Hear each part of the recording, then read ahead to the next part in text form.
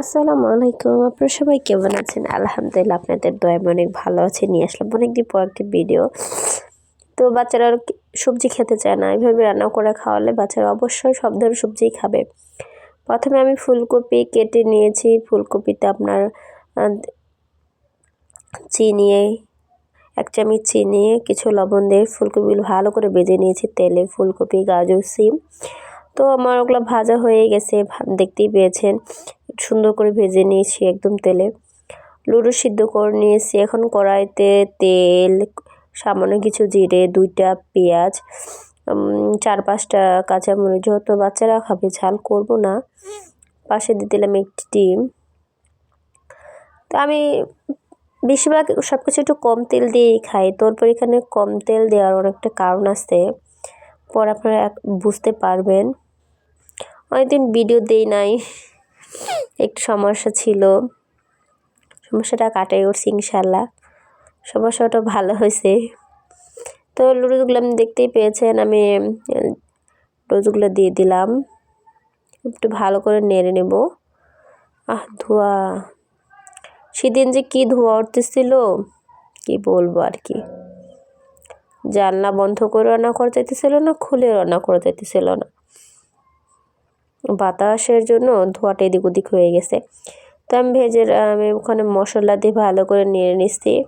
এখন ভাজা ফুলকপিগুলো দিয়ে দিলাম, দেখতে পাচ্ছেন। চিনি দেওয়ার কারণে ফুলকপিগুলো মিষ্টি মিষ্টি লাগবে আর বাচ্চাদের খুব মজাও লাগবে। আমি গাজরও দিয়ে দিচ্ছি, ওটা কি বলছেন কেটে গেছে। তো আমি এখানে কিছু পেঁয়াজ পাতা, সিম এগুলো ভেজে নিয়েছিলাম একইভাবে তেল, চিনি, লবণ দিয়ে। তো মাশাআল্লাহ দেখতে অনেক সুন্দর লাগবে। ঠিক চাইনিজ স্টাইলে রান্না করছিলাম আর খেতেও অনেক মজা হয়েছিল। আমি একটু লবণ দিয়ে দিলাম।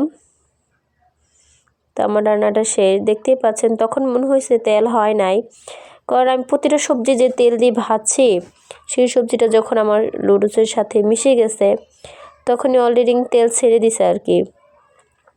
অনেকটা তেল হয়েছিল, পরে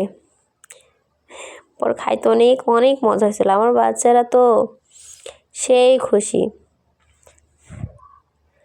দেখতে পাচ্ছেন কতটা সুন্দর হয়েছে, ঝরঝর হয়েছে একদম। কি বলবো, চাইনিজ হোটেলেরকেও মাগ দিয়ে দেবে, ফেল করে দেবে আর কি। এরকম করে রান্না করে দেখবেন, অনেক মজা হবে। বাচ্চারা কেন, সবাই বারবার খেতে চাবে, যেভাবে রান্না করো ওইভাবে রান্না করো।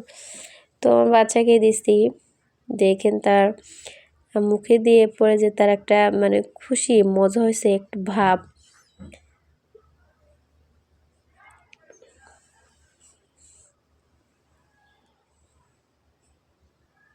বুঝছেন, ও বলছে খুব মজা হয়েছে, আঙ্গুলটা নামাছেই না। তো সবাই ভালো থাকবেন, আল্লাহ হাফেজ, আমার জন্য দোয়া করবেন।